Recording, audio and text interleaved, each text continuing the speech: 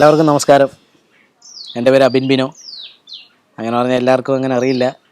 നത്ത്, നിങ്ങളുടെ എല്ലാം നത്ത്.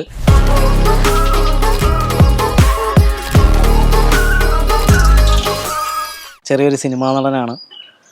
അത് ഒതളങ്ങാത്തുരുത്ത് വെബ് സീരീസിലൂടെ സിനിമയിലേക്ക് വന്നു. ഒതളങ്ങാത്തുരുത്തിനൊക്കെ മുമ്പേ ചെറിയ ചെറിയ രീതികളിൽ സ്കൂളിലും കോളേജുകളിലും ഒക്കെ കലാപരമായിട്ടുള്ള പരിപാടികളൊക്കെ ചെയ്യുമായിരുന്നു. ഞാൻ മൂന്നാം ക്ലാസ്സിൽ പഠിക്കുമ്പോഴാണ് ഞാൻ ആദ്യമായിട്ട് മിമിക്രി അറ്റൻഡ് ചെയ്യുന്നത്. അതെനിക്കിപ്പോഴും ഓർമ്മയുണ്ട്. എന്നെ അമ്മയാണ് പഠിപ്പിക്കുന്നത്. അമ്മ അത് ഡയലോഗ് എഴുതി തന്ന് എന്നെ പഠിപ്പിച്ചത്. അത് അന്ന് സുരേഷ് ഗോപി സാറിൻ്റെ ഡയലോഗായിരുന്നു, കമ്മീഷണറിലെ. അപ്പോൾ എൻ്റെ ആദ്യത്തെ മിമിക്രിയുടെ ഗുരു എൻ്റെ അമ്മ തന്നെയാണ്. അമ്മയാണ് എന്നെ പഠിപ്പിക്കുന്നത്.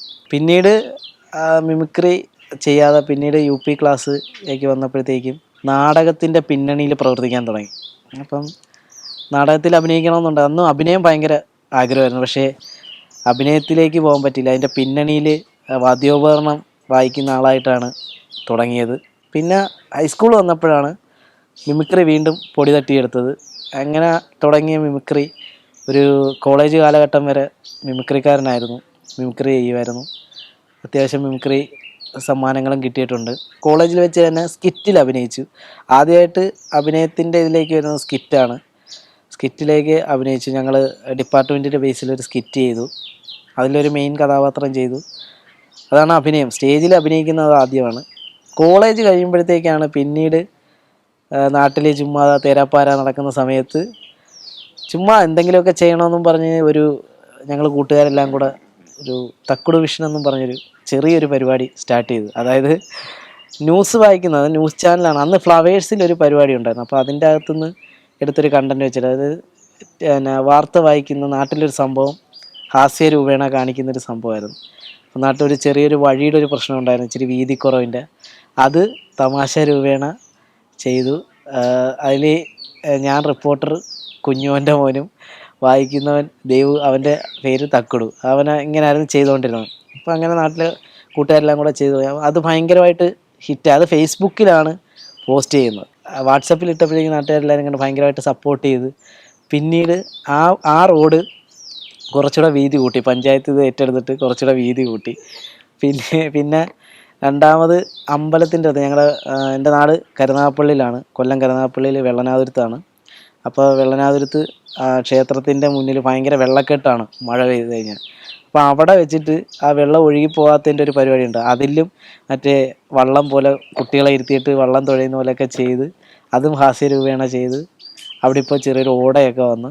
അപ്പോൾ അങ്ങനെ 2 വീഡിയോസ് അങ്ങനെ ചെയ്തു. അതിൽ നിന്നാണ് പിന്നീട് അത് നിർത്തി PSC കോച്ചിങ്ങിന് പോയപ്പോഴത്തേക്കാണ് ഒതളങ്ങാത്തുരത്തിലേക്കുള്ളൊരു എൻട്രി വരുന്നത്.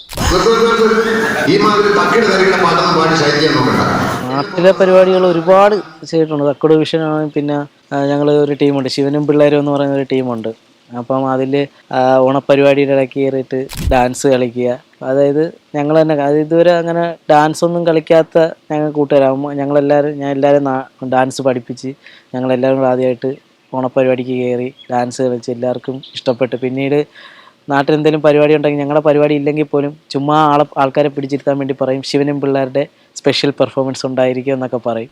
വിഷുവിന് കൃഷ്ണൻ്റെ വേഷം കെട്ടി അത് ആ സിനിമയ്ക്കകത്ത് പറയുന്നത് പോലെ തന്നെ എന്നെ പട്ടിയിട്ട് ഓടിച്ച് ഞാൻ ഒരു വീടിൻ്റെ ടെറസിൻ്റെ മണ്ടയ്ക്ക് കയറി കമന്ന് കിടക്കാം. ആ ഫോട്ടോയ്ക്ക് ഇപ്പോഴും നാട്ടിൽ ഓരോരുത്തരുടെയും കയ്യിലുണ്ട്. അപ്പോൾ നാട്ടിൽ എന്ത് പരിപാടി ഉണ്ടെങ്കിലും നാട്ടിലുള്ള സമയത്ത് സജീവമാവും. ശരിക്കും എൻ്റെ വീട് അത് തീരപ്രദേശത്താണ്. അപ്പോൾ ഒരു ഖനന മേഖലയാണ്. ഒരു ഷോർട്ട് ഫിലിം ചെയ്യാൻ വേണ്ടിയിട്ട് ഡയറക്ടർ അംബുജി വന്നു. ലൊക്കേഷൻ നോക്കാൻ വേണ്ടിയിട്ട് വന്ന് അവിടെ വെച്ചിട്ട് വഴിക്ക് വെച്ചിട്ട് എന്നെ കണ്ട്, ലുക്ക് കണ്ട്. അപ്പോൾ അടുത്തിരുന്നൊരു നമ്മുടെ കൂട്ടുകാരനുണ്ട്, അജീഷ്. പുള്ളിയുടെ അടുത്ത് ചോദിച്ചു അതാരാണ്, പേരൊക്കെ ചോദിച്ചു. അപ്പം പുള്ളി പറഞ്ഞ് അവൻ അത്യാവശ്യം നല്ലപോലെ പരിപാടിയൊക്കെ ചെയ്യും, പറ്റുമെങ്കിൽ അവനെയും കൂടെ ഒന്ന് അഭിനയിപ്പിക്കാൻ പറഞ്ഞു. അപ്പോൾ അങ്ങനെ പുള്ളി എന്നെ അഭിനയിപ്പിച്ചതൊന്നുമില്ല. എൻ്റെ ലുക്ക് കണ്ടിട്ട്, അന്ന് എനിക്ക് മുടിയൊക്കെ ഉണ്ടായിരുന്നു. അപ്പോൾ ലുക്ക് കണ്ടിട്ട് പറഞ്ഞു, ഇത് കൊള്ളാം, ആള് കൊള്ളാം, മുടിയൊന്നും വെട്ടണ്ട, നമുക്കൊരു പരിപാടി ചെയ്യാമെന്ന് പറഞ്ഞു. ഞാൻ പറഞ്ഞു ശരിയെന്ന് പറഞ്ഞു. അപ്പോൾ ഭയങ്കര സന്തോഷമായി. ആദ്യമായിട്ട് ഷോർട്ട് ഫിലിം, അതായത് സിനിമയുടെ ആദ്യത്തെ ഒരു ചെറിയൊരു രൂപമാണല്ലോ ഷോർട്ട് ഫിലിം. അപ്പോൾ അന്ന് സിനിമയിൽ അഭിനയിക്കുന്നതിൻ്റെ അത്രയും സന്തോഷമായിരുന്നു. പക്ഷേ ഇപ്പോൾ വിളിക്കും എന്നും പറഞ്ഞിരുന്നിരുന്ന അമ്പുജി ഒരു 1.5 വർഷം കഴിഞ്ഞാണ് പിന്നെ അമ്പുജി വിളിക്കുന്നത്. അപ്പോഴത്തേക്കും ദേഷ്യം കയറി ഞാൻ മുടിയൊക്കെ വെട്ടി. ഇല്ലെങ്കിൽ എനിക്ക് വീട്ടിൽ നിന്ന് ചോറ് തരത്തില്ലായിരുന്നു. അമ്മ ഭയങ്കര ചീത്ത വിളിയായിരുന്നു, മുടി വെട്ടറാ എന്നും പറഞ്ഞു. അങ്ങനെ അവസാനം കോളേജൊക്കെ കഴിഞ്ഞിട്ട് PSCക്ക് പോകുന്ന ടൈമിലാണ് അമ്പുജി എനിക്ക് മെസ്സഞ്ചറിൽ മെസ്സേജ് അയക്കുന്നത്.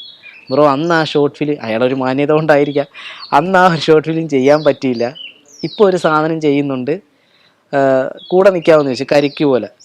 അപ്പോൾ അന്ന് കരിക്ക് എല്ലാവർക്കും ഭയങ്കര ഇഷ്ടം, നമ്മളും കരിക്ക് ഭയങ്കരമായിട്ട് ഇഷ്ടപ്പെട്ട ഒരാളാണ്. അപ്പം ചോദിച്ച്, അപ്പം ഞാൻ പറഞ്ഞു ഞാനൊന്ന് ആലോചിക്കട്ടെന്ന് പറഞ്ഞു. ആദ്യം പറ്റിച്ച ആളാണ്, പിന്നെയും പോയി തല വെക്കണ്ടല്ലോ എന്ന് വിചാരിച്ചിട്ട് പറഞ്ഞു ആലോചിക്കണമെന്ന് പറഞ്ഞു. അങ്ങനെ ആലോചിക്കണമെന്ന് പിന്നെ പെട്ടെന്ന് വിചാരിച്ചു, ഒരാളോട് ഇങ്ങനെ പറയേണ്ട കാര്യമില്ലായിരുന്നു, നമുക്ക് സംസാരിക്കാം, നോക്കാം ബ്രോ എന്ന് പറഞ്ഞ് വെച്ചു.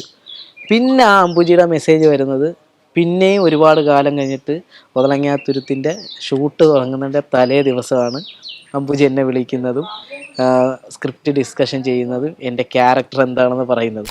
എനിക്ക് തന്നെ ഇതില്ലായിരുന്നു, കോൺഫിഡൻ്റ് ഇല്ലായിരുന്നു. കാരണം എൻ്റെ ക്യാരക്ടർ നത്തെന്നുള്ള ക്യാരക്ടർ അപ്പോഴാണ് പറയുന്നത്. അപ്പോൾ എനിക്ക് മനസ്സിലായി നത്ത്. അപ്പം അത്യാവശ്യം ഞാൻ അങ്ങോട്ട് ചോദിച്ചു, അത്യാവശ്യം വള്ളി പിടിക്കുന്ന പരിപാടിയല്ലേ? അത് തന്നെ. ഞാൻ അപ്പം ഞാനുമായിട്ട് വലിയ വ്യത്യാസമൊന്നുമില്ല, ഞാൻ നാട്ടിൽ ചെയ്യുന്ന പോലെ തന്നെ ഉള്ള പരിപാടികളായിരിക്കും. അപ്പോൾ കുറച്ചുകൂടെ സന്തോഷമായി. അങ്ങനെ പിറ്റേ ദിവസം ഷൂട്ട് തുടങ്ങി. അത് ചെറിയൊരു ഗ്ലിംസ് പോലെ നമ്മൾ ചെയ്തത്, അതായത് ഒരു 3 മിനിറ്റ് സാധനമാണ് ചെയ്തത്. അത് ട്രയലായിരുന്നു, അത് എല്ലാവർക്കും ഇഷ്ടപ്പെട്ട്, നമ്മുടെ പ്രദേശത്തെല്ലാം ഭയങ്കരമായിട്ട് ഇഷ്ടപ്പെട്ട്. പിന്നീട് അതിൻ്റെ ഫസ്റ്റ് എപ്പിസോഡ് തൊട്ട് ഇങ്ങനെ വരാൻ തുടങ്ങി. അങ്ങനെ ഒരു ഇടയ്ക്ക് വെച്ച് എനിക്ക് മടിയായി, ഒതളങ്ങാത്തുരുത്തി അഭിനയിക്കാൻ തന്നെ എനിക്ക് മടിയായി. ഡബ്ബിനൊന്നും വിളിച്ചാൽ ഞാൻ പോകത്തില്ല, സിങ് സൗണ്ട് ആണെങ്കിലും ചെറിയ ചെറിയ പാച്ച് വിളിച്ചാലും ഞാൻ പോകത്തില്ല. അങ്ങനെ മടി വിചാരിച്ചപ്പോൾ എന്നെ ഒരു എപ്പിസോഡിൽ നിന്ന് കട്ട് ചെയ്തു, എന്നെ സസ്പെൻഡ് ചെയ്തു ഒതളങ്ങാത്തുരുത്തി ഒരു എപ്പിസോഡിൽ നിന്ന്. അപ്പം എനിക്ക് ഭയങ്കര വിഷമമായി. ഞാൻ പോകേണ്ടതായിരുന്നു. പക്ഷെ അവിടെ ആ എപ്പിസോഡ് ഷൂട്ട് ചെയ്യാൻ ഞാൻ ഷൂട്ട് ചെയ്യുന്ന സമയത്തൊക്കെ ഞാൻ ചെന്ന് നിൽക്കും, അഭിനയിക്കാൻ പറ്റത്തില്ല. അമ്പുജി വന്നോ എന്നൊക്കെ പറഞ്ഞ് കാര്യമൊക്കെ പറഞ്ഞിരിക്കുക. പക്ഷേ ആ എപ്പിസോഡ് ഇതുവരെ ഇറക്കാൻ പറ്റിയിട്ടില്ല. പിന്നീടാണ് 3ാമത്തെ എപ്പിസോഡ് വരുന്നതും. അങ്ങനെ ചെയ്ത് കൊറോണ ടൈം ആയപ്പോഴത്തേക്കാണ് ആൾക്കാർ ഏറ്റെടുക്കാൻ തുടങ്ങി. കാരണം കൊറോണ വന്നപ്പോൾ എല്ലാവരും വീട്ടിലിരുന്ന് മൊബൈലിനെ ആശ്രയിച്ച് തുടങ്ങി. അപ്പോഴത്തേക്കാണ് യൂട്യൂബിൽ ഇത് കണ്ട് ഒരു മൈനയുടെ എപ്പിസോഡ് കണ്ട് എല്ലാവരും പിന്നെ ഒതളങ്ങാത്തുരുത്ത് ഭയങ്കരമായിട്ട് ഏറ്റെടുത്ത് ഭയങ്കരമായിട്ട് വൈറലായി. പിന്നീടാണ് സിനിമയിലേക്ക് വരുന്നത്. ഒതളങ്ങാത്തുരുത്തിൽ നിന്നാണ് സിനിമയിലേക്ക് ഞാൻ വരുന്നത്. അങ്ങനെ ഒതളങ്ങാത്തുരുത്ത് കണ്ടിട്ട് ആദ്യമായിട്ട് എനിക്ക് മെസ്സേജ് അയക്കുന്ന ഒരു ഡയറക്ടർ ജൂഡ് ആൻ്റണിയാണ്. ജൂഡേട്ടനാണ് എന്നെ എനിക്ക് ഇൻസ്റ്റാഗ്രാമിൽ മെസ്സേജ് അയച്ചിട്ട് എൻ്റെ നമ്പർ മേടിച്ചു. എന്നിട്ട് എൻ്റെ അടുത്ത് ചോദിച്ചു, പോരുന്നു എൻ്റെ കൂടെ സിനിമയിലേക്കെന്ന് ചോദിച്ചു. അപ്പോൾ ഞാൻ ഷോക്കായി. പിന്നെ പിറ്റേ ദിവസം രാവിലെയാണ് എന്നെ വിളിക്കുന്നത്. എനിക്കപ്പോഴും വിശ്വാസമായില്ല. ഞാൻ പറഞ്ഞു എനിക്കൊന്ന് ആലോചിക്കണമെന്ന് പറഞ്ഞു. ഞാൻ വിചാരിച്ചു കൂട്ടുകാരാരേലും ഞാനിങ്ങനത്തെ പണി കൊടുക്കുന്നതുകൊണ്ട് ഞാൻ വിചാരിച്ചു ഇനി കൂട്ടുകാരും എനിക്ക് വല്ല പണിയും തരുന്നതായിരിക്കും എന്നും പറഞ്ഞിരുന്നു. അപ്പം കുറേ കാലം കഴിഞ്ഞിട്ടും വിളിയൊന്നും വന്നില്ല. ഞാനങ്ങനെ ജൂഡേട്ടനെ അങ്ങോട്ട് വിളിച്ച് ചോദിച്ചു, ജൂഡേട്ട ഇതുപോലെ ഒരു ക്യാരക്ടറിൻ്റെ കാര്യം പറഞ്ഞു, അതെന്താ? അപ്പോൾ പറഞ്ഞു നിനക്ക് ആലോചിക്കണമെന്ന് പറഞ്ഞു, ഡയറക്ടറായിട്ടോ ആരോട്ടോ ആലോചിക്കണമെന്ന് പറഞ്ഞതുകൊണ്ട് ഞാൻ വേറൊരാൾക്ക് വെച്ചെന്ന് പറഞ്ഞു. ഞാൻ പറഞ്ഞു അയ്യോ ഞാൻ വരാമായിരുന്നു. അപ്പോൾ പറഞ്ഞ് എനിക്ക് നീ ചെയ്യണമെന്നാണ് ആഗ്രഹം എന്ന് പറഞ്ഞു. അപ്പോൾ ഞാൻ പറഞ്ഞു ഞാൻ വരാം എന്ന് പറഞ്ഞു. അങ്ങനെ കൺട്രോളർ എന്നെ വിളിച്ചു. ആദ്യമായിട്ട് സിനിമയുടെ ക്യാമറ ഫേസ് ചെയ്യാൻ പോകും, ഭയങ്കര ടെൻഷൻ. നേരത്തെ തന്നെ എണീറ്റ് കുളിച്ച് റെഡിയായിട്ട് കണ്ണാടിയുടെ മുന്നിലേക്ക് നിന്ന് ഭയങ്കര ടെൻഷൻ, ഒരുങ്ങിയിട്ടും കൈയും കാലും ഒക്കെ വിറയ്ക്കുക. ഒതളങ്ങാത്തുരുത്ത് പോലെ അല്ലല്ലോ, ഇത് ഭയങ്കര ക്രൂ ആണ്, വലിയ ക്യാമറയാണ്. ശരിക്കും നമ്മൾ ബിഗ് സ്ക്രീനിൽ കണ്ട ഒരാൾ നമ്മൾ തിരിച്ച് അതിൻ്റെ അകത്ത് അഭിനയിക്കാൻ പോകണം, ഭയങ്കര ടെൻഷൻ. എന്നിട്ട് ഞാൻ എൻ്റെ ഹൈറ്റ് എനിക്ക് ഭയങ്കര പ്രശ്നമായിട്ട് തോന്നി. അങ്ങനെ ഞാൻ ഷൂവിൻ്റെ അകത്ത് പേപ്പർ അടിച്ച് കയറ്റിയിട്ട് നിന്നപ്പോഴത്തേക്കും കുറച്ച് പൊക്കം വന്ന്. എന്നിട്ട് ഞാൻ വിചാരിച്ച് വേണ്ട, പിന്നെ ഇത് അവർ ചെരുപ്പാണ് തരുന്നതെങ്കിൽ എന്ത് ചെയ്യും, പേപ്പർ വയ്ക്കാൻ പറ്റത്തില്ലല്ലോ. അങ്ങനെ ഞാൻ പേപ്പർ എടുത്ത് കളഞ്ഞു. എന്തെങ്കിലും വരട്ടെ, കാണുന്നത് പോലെ വരട്ടെന്നും പറഞ്ഞ്. അപ്പം എന്നെ അസിസ്റ്റൻറ്റ് ഡയറക്ടർ വിളിച്ചിട്ട് പറഞ്ഞു ജൂഡേട്ടൻ വന്നെന്ന് പറഞ്ഞു, താഴോട്ട് വാ എന്ന് പറഞ്ഞു, കാണാമെന്ന് പറഞ്ഞു. അങ്ങനെ ഞാൻ ചെന്നപ്പോൾ എനിക്ക് ടെൻഷൻ ഉണ്ട്. അപ്പം ആദ്യം പപ്പനാണ് പോകുന്നത്. പപ്പൻ പോയി ഷേക്കാൻ ചെയ്തപ്പം നത്തേ എന്നാ വേണ്ടാ എന്ന് പറഞ്ഞ് ഷേക്ക്. അപ്പം എനിക്ക് മനസ്സിലായി കുഴപ്പമില്ല, ഓക്കെയാണ് നമ്മൾ എന്ന് പറഞ്ഞ്. അപ്പം ഫസ്റ്റ് ഷോട്ട് അപ്പോൾ എൻ്റെ അടുത്ത് പറഞ്ഞു അന്ന വരട്ടെ, അന്നാബെന്നാണ് ഹീറോയിൻ, അന്ന വരട്ടെ, ഫസ്റ്റ് ഷോട്ട് അന്നയുടെ കൂടെ. അപ്പോൾ ആദ്യമായിട്ട് ഞാൻ സിനിമയിൽ അഭിനയിക്കുമ്പോൾ ആദ്യമായിട്ട് ഞാൻ സ്ക്രീൻ ഷെയർ ചെയ്യുന്നത്, ഞാൻ ഒരാളുമായിട്ട് അഭിനയിക്കുന്നത് അന്നാബെന്നുമായിട്ടാണ്.